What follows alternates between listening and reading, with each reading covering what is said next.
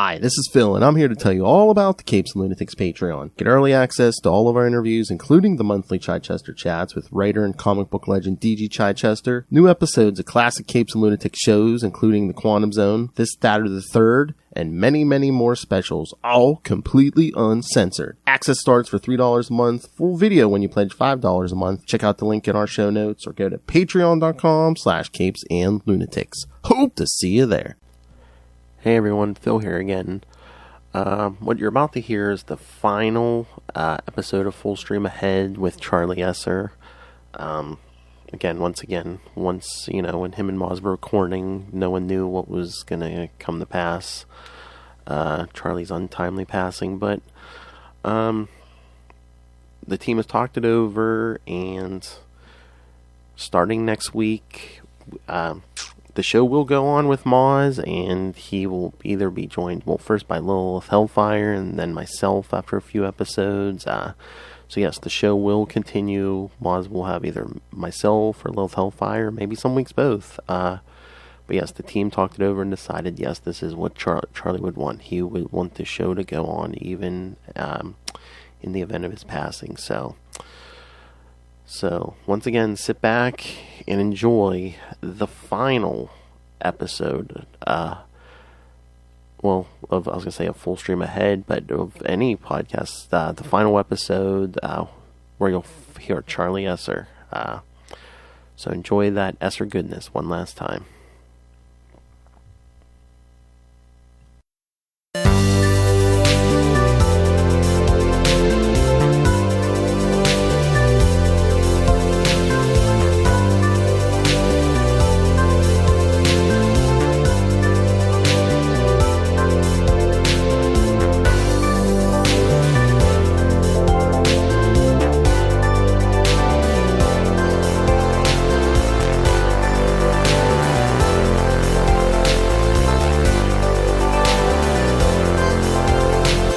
Avast me hearties, and welcome once again to Full Stream Ahead.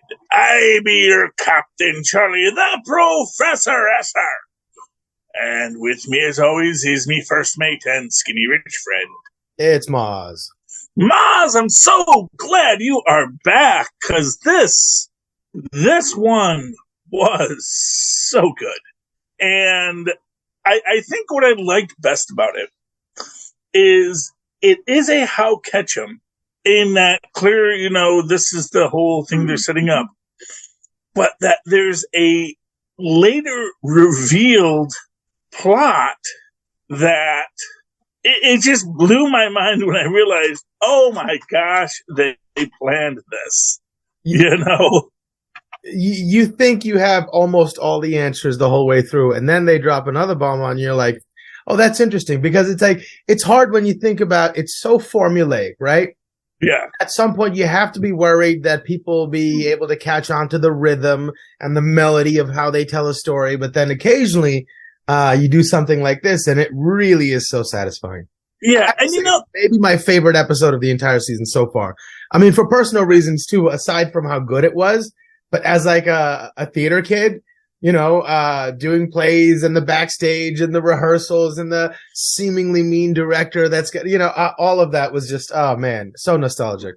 Oh yeah. And again, I will make this a comparison to the last episode too, Time of the Monkey, where you think that people, the people are guilty, but their earlier presentations had them as these sympathetic, good people, or at least the BA ladies in the home that you want to hang out with. And then it just all starts to unravel. And I think that that's probably one of the themes in this, is how this stuff just starts to unravel, how you have this plan and you have this idea. And one thing I love about Charlie is that she really has no idea. It's starting to bug me a little bit. Try to make friends with every accomplice. She catches a killer every time, but she never sees the 30 accomplices coming, and she runs down the line trying to be friendly with each one of them, and then she gets donked over the head. She's like, whoa, what's going on? You know? Well, and again, because she doesn't know the truth. Right. She just knows when things are lies. And it's like you start to like make her powers greater than they are. Because it's like, it's not her power isn't to know the truth or to see the truth. It's just like, I know when there's a lie, and I know when what you told me isn't real. I know that there was something in what you said. She still had made me think goo in her. Yeah, well, you know what it is? That's the thing. It's she never had a plan, you know? She wasn't trying to use this power to take over the world or even knock over a casino. She was using this power expressly to earn money so that she might, you know, eventually do something different, you know? She wasn't trying to, you know, take anyone down. She just wanted to have enough money to eat and drink and be merry. Because why wouldn't you? That seems like fun. Yeah. You know? And then when she got caught, she was like, okay, well, you know what? You know, but he wants to keep her around, so he gives her a job. It's like, okay, this seems fine. You know, I can afford my beer. I can afford my trailer in the desert. Yeah. What more do I want in life, you know? Yeah. That's the thing, is what more does anyone want in life? But here she is. So here we have the opening scenario. We have the amazing was it Tim Meadows and Ellen Barkin as as former actors in Spooky and the Cop, which, you know, was both are pretty washed up, but wherever Tim Meadows washed up was a much nicer shore. Yes. And, again, I gotta say, the criminal underuse of Jamila Jamil. I don't know, man. Who is she again? She was the wife. She played Tatiana on She-Hulk. Oh, okay. Where is she from? I don't know, somewhere in the subcontinent. Done, you know, like she did The Good Place. Oh, okay. That was like the one time she really got to show her emotional depth and range. You know what her problem is she's got Brooke Shields' problem. Right. She's actually got Lucille Ball's problem that Lucille Ball found a workaround to, which is that she's a great physical comic. She has great comic timing, but no one wants to see this tall, beautiful woman fall on her face. And what these women have had a hard time finding is, you know, their Desi Arnaz to sort of get them into a sitcom situation where they can sort of build themselves into that role. But, Jamila Jamil, she's great. In the few bits she does, has one of the most horrific death scenes I have. That thing just haunts my nightmares because you see her chin hit the edge. Wait, what scene are we talking about? When Jamila Jamil dies.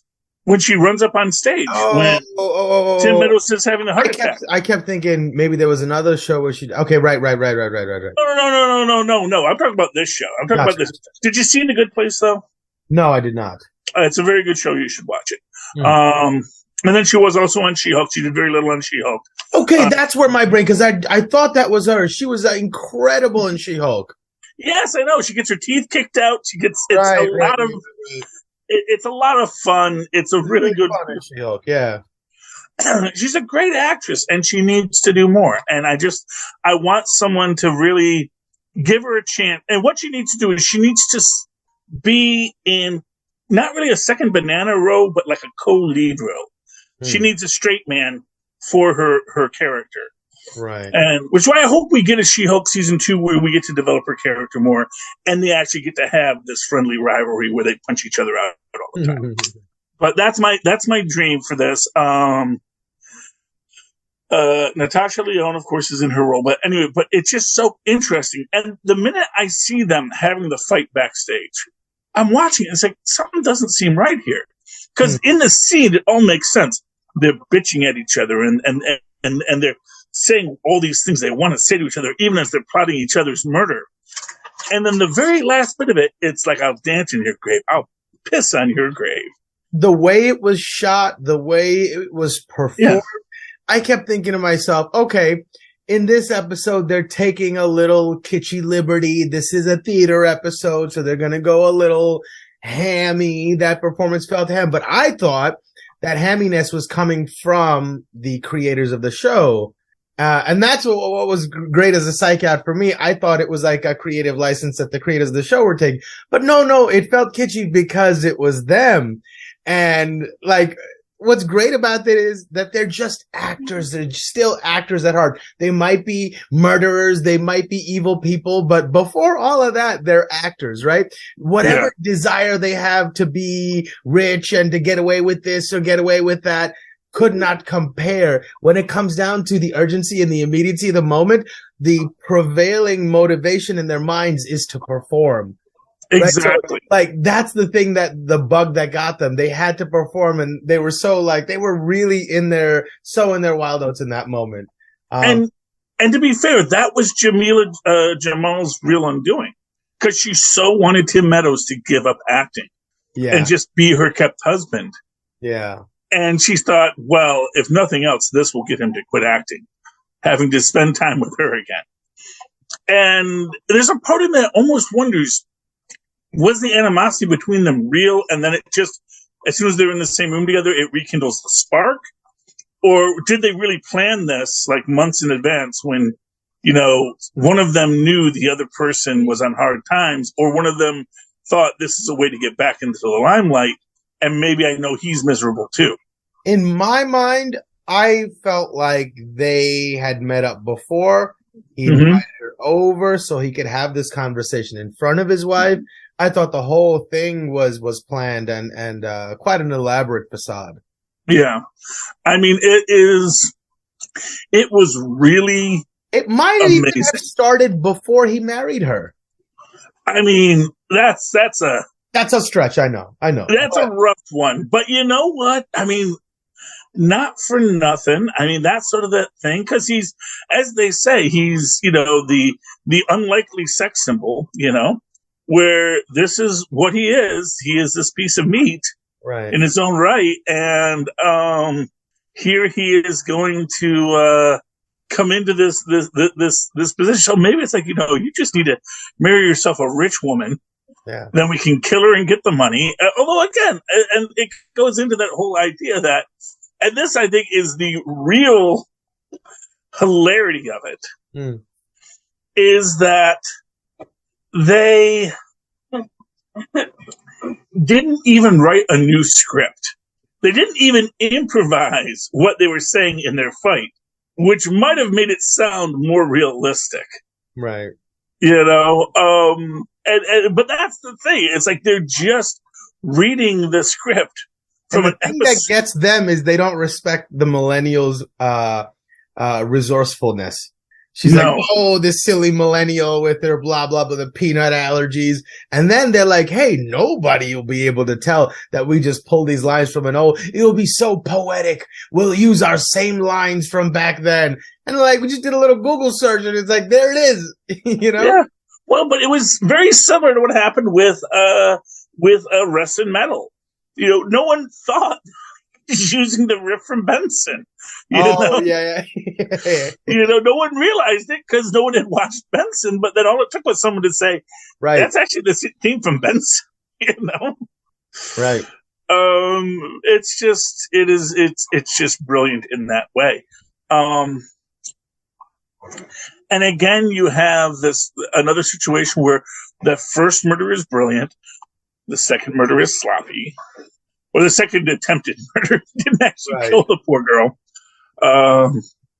It's weird. I actually thought Audrey Corsa, who plays Rebecca, was someone I had actually done a sketch with once, because she does, when she's preparing, she does that thing.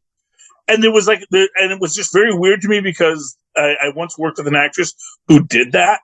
I think a lot of actresses do that. Okay, yeah, I'd never seen someone do that because, like, you know, usually when I'm getting, like, for me, when I get into character, it's like you ground, you center, you focus, and then you become the new character. Hmm. You don't do the. That's yeah, well, there's a biomechanical aspect of it too, loosening up the instrument, so whatever the emotions compel, the body's ready to match, as opposed to and that's fine. But it was a different actress, but that's okay. That's from one of my old sketches I did a while ago. But that was for Tia Tarara called the Girlfriend Experience. You can look it up, kids. It's on YouTube. Oh, yeah. Name like that, YouTube wouldn't be where I'd first look for it. Oh yeah, well, it makes fun of the premise of the Girlfriend Experience. I shared it to Facebook recently. You can see it. It's actually, I think it's very fun, because it's like, well, it's like, you wanted the Girlfriend Experience, all right? Don't go to bed on the first date. What are you talking about? It's delightful. Anyway, but moving on to this one, I liked her statement. I think I'd feel more comfortable if there was a member of the clubfoot community. They really wanted to ham up that millennial punchline. So it's like, I have a peanut allergy, and I don't feel safe playing a clubfoot person. Yes, well, and to be fair, it's like in our modern world, there aren't a lot of clubfoot people anymore. I'll be honest with you. Most people who have club feet get it corrected at a young age because it's actually something that's relatively simple to correct, And for those who don't know, clubfoot is when your foot kind of forms sideways, and you usually have to wear this big orthotic for it. So just to sort of straighten out your foot, and then your leg isn't quite even. It's weird, but suffice it to say, technology, yeah. That's the thing is even back then you could actually wear it an orthotic for it. And, it's my event. Or a brace like she was on stage. Yeah. Well, yeah, because, you got to sort of bend that foot so that you can walk, and then you can walk just fine, But moving right along, I really loved how frazzled the stage manager was. Yeah. That was hilarious to me.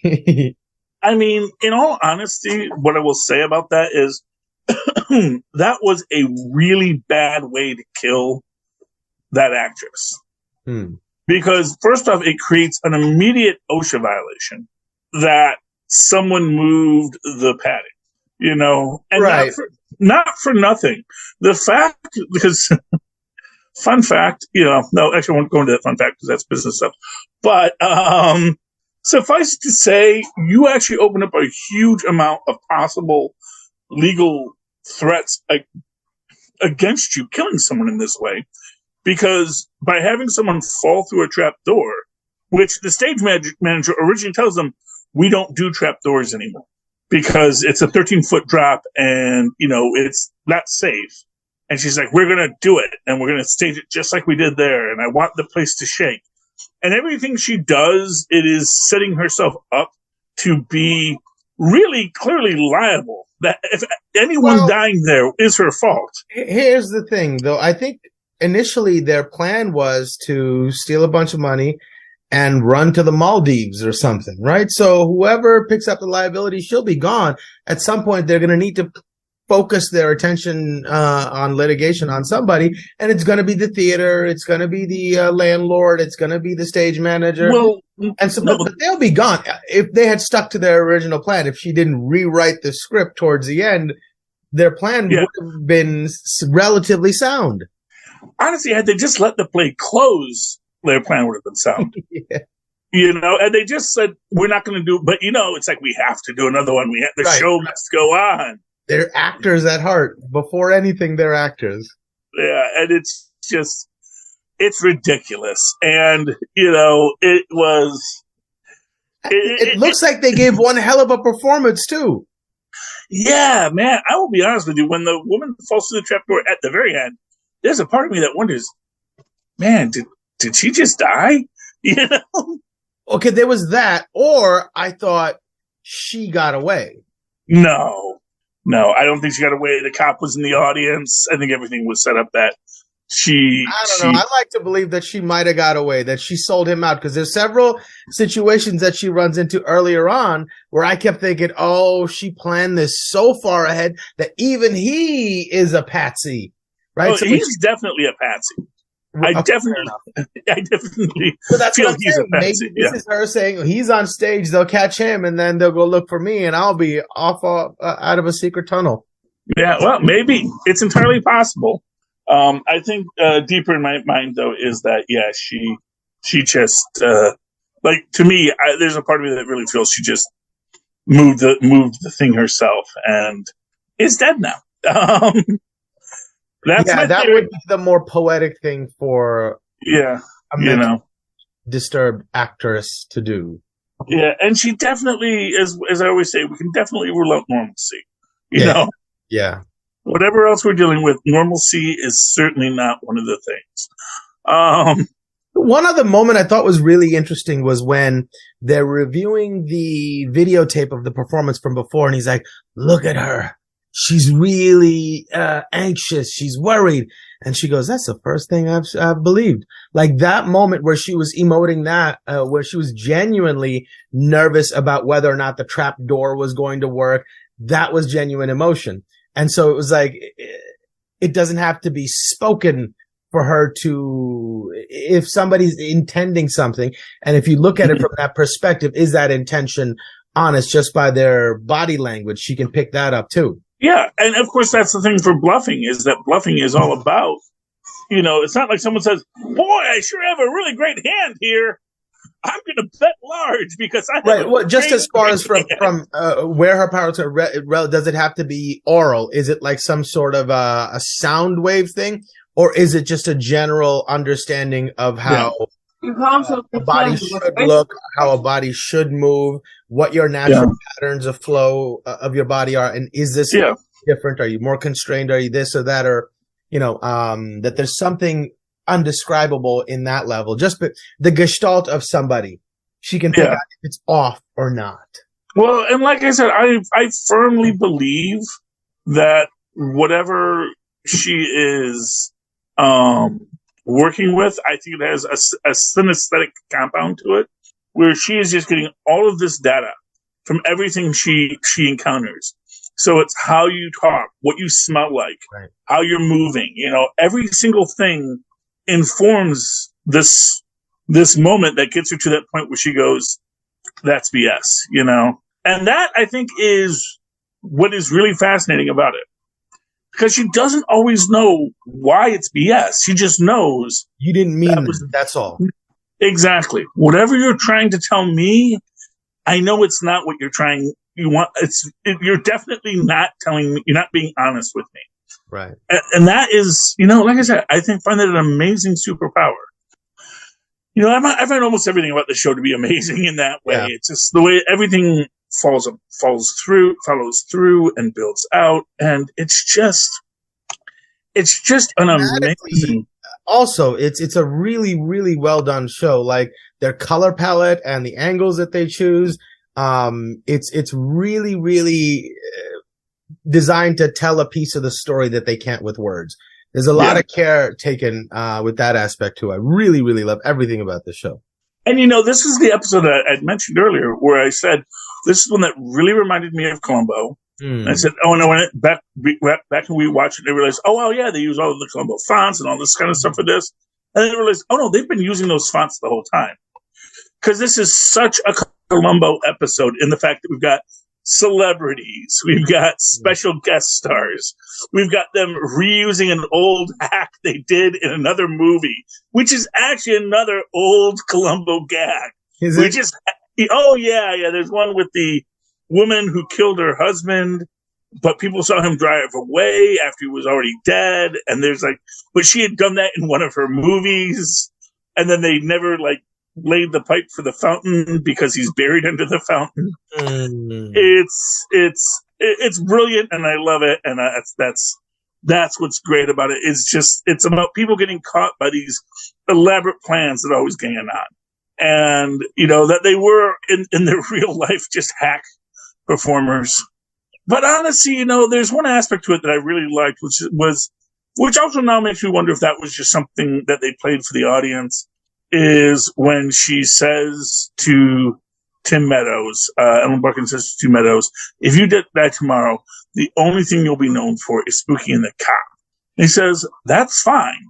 I brought joy to millions of people. What more could I have wanted to do in my life?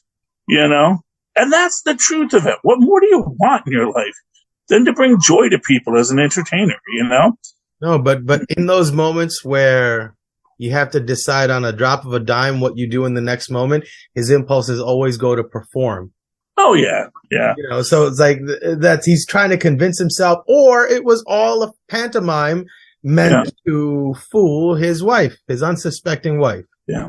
Well, you know, the guy who played Larry on Three's Company, I know at a certain point in his life, which a lot of old actors from the 70s and 80s do, they start, just like Ellen Barkin is doing here, or her character is doing here, they do these regional theaters, you know, where they get employed and they do, and they go and they show up at you know, at something. Now, dinner theaters, not so much, I'll be honest with you.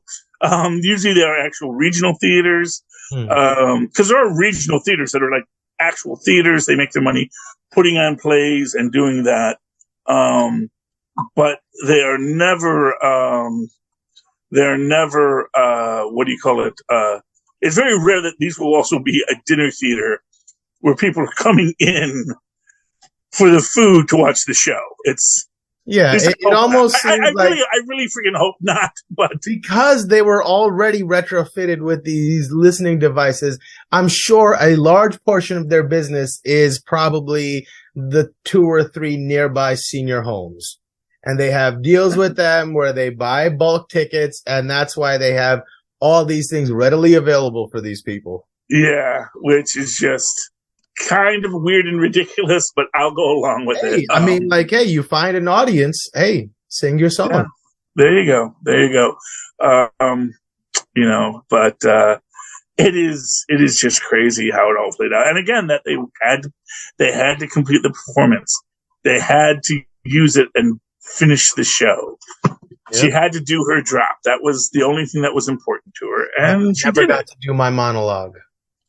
And she got to do it, and it was real. Yeah, it was acting. It was her being. She was feeling the weight, and that's what she felt. Any final thoughts on tonight's episode? No, I really loved everything about it. I love that, like, not only like every single person was a bad guy in this one, right? Every person she turned to was somehow involved in the conspiracy to some degree, even the other actress, Rebecca. So, like, that was hilarious. Yeah, I mean, that is interesting. I like the fact that the stage manager was a nice guy.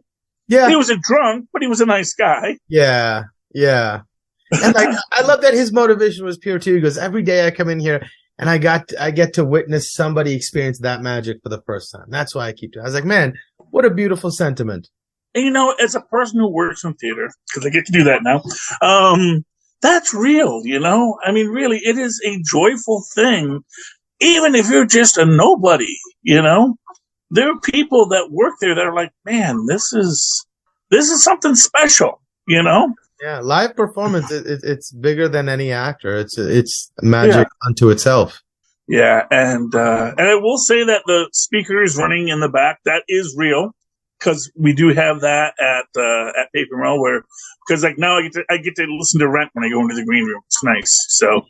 So when they're doing rehearsals and I just hear no day but today, it's a lot of fun. Yeah, well, we're doing Rent now, so that was fun. So it's a lot of it's really cool all around working in the theater, and I get everything that everyone says about it in this. It's like it is a joy and an emotion and a feeling, and I love that she enjoyed it. I love when she actually is talking about the few performances that were real. I love that one of them is Roadhouse. But I'm not gonna argue it, man. I'm gonna Patrick Swayze Roadhouse. That was I can see what she's saying. That's when a person feels in their moment, But this one, our Rebecca is not our Rebecca. Our Kathleen Townsend. She is not only a bad actress, she is a hack. Couldn't even write her own lines. Anyway. All right, Mozz. Shall we wrap it up, my friend? I think so. I think we got to it. Okay. So let me just throw this out there to our friends and neighbors who've been listening to us, hopefully faithfully, hopefully enjoying what we do here. You guys can all send us an email anytime you like at CapesandLunatics@gmail.com. That's CapesandLunatics@gmail.com. Tell us about what we might do next. Should we do Strange New World? Should we do Secret Invasion? Boys is still a little ways off, but we're going to have put something in the middle there. But if we do, you can let us know what your thoughts are. You can even call us and tell us your thoughts. Tell us how much you love or hate Poker Face. Tell us if we should have done Mrs. Davis, which I will be honest with you, I've not been able to get through the second episode yet. So, I did not care for that show. Even a little. I think Mozz made the right choice. I think Mozz has that discernment. Mozz is like Charlie Cale. He sees it and he goes, not good. Good, not good. Good, not good. It just had like this weird thing about it. Like the reality was so far from what I felt comfortable with. Like I didn't understand what was going on. I didn't get the motivations for any characters, and things just started happening that started, to me, contradicting the reality it was already building, that it just made me really uncomfortable. And it reminded me of like, and I'm not a Wes Anderson fan for that weird kitschy sort of thing. And this was sort of like a really bad version of what Wes Anderson tries to do. But instead of going like in that cutesy direction, they went in that edgy sort of dark direction. But I didn't think they did any of that successfully. Very good. I am not disagreeing with you, Mozz. But if you disagree with him, let us know. Or if you agree with him, let us know. And anything else you want to let us know. That's 614-382-2737. That's 614-38-CAPES. Likewise, go down into the show notes. Find that link at Linktree, linktr.ee/Capes and Lunatics. A-N-D, all spelled out.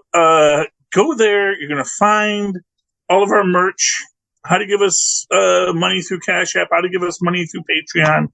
Any way you want to give us money, either by buying stuff or subscribing, or just say, here, have some money. This episode was worth, $5. There you go. $5. Mm-hmm. Dance, monkey boy, dance. And I'm more than happy to. Oh, and if anyone would like to talk to you, Mozz, directly, not getting everyone else involved, but just say, Mozz, I got to tell you, this is how I feel about things. How can they find you? Oh, they can email me at mozzmanzor@gmail.com or find me on Facebook under Mozz Manzor. That's MOZZMANZOOR. I do wonder how many Mozz Manzors there are in Facebook right now, though. Got over 1 billion people. Mozz is not that uncommon of a name globally. Yeah, and neither is Manzor, but together. That's a good point. Anyway, if you'd like to write to me in that old-fashioned email way that our mothers and fathers once do so at superconnectivityblog@gmail.com. That's superconnectivityblog, all one word, at gmail.com. And then follow me on the Twitter as I live tweet things someday when I feel like it at Charlie Esser. I have it for the song. That's CharlieEsser. Look for the 2 E's in the middle. Quality. Ding. Thank you, Mozz. Ladies and gentlemen, boys and girls of all ages, you have come to the end of another raucous adventure on the bounding main of the internet. Come again next week when we once again sail full stream ahead. Arr.